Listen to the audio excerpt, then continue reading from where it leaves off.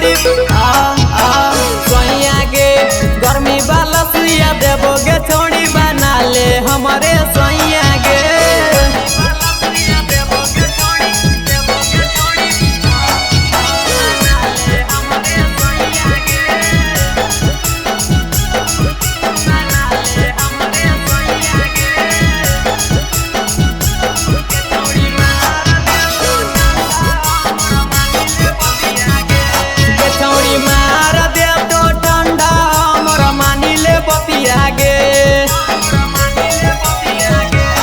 छौड़ी कोरा में धरत के सुतब दोनों संगे रतिया गे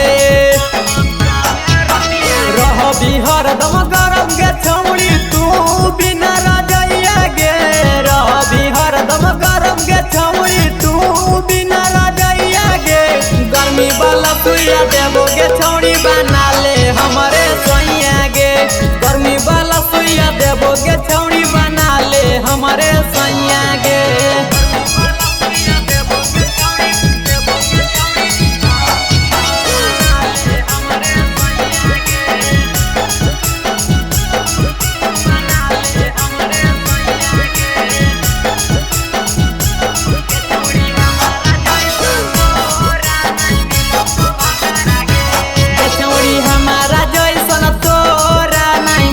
तो भातारा गे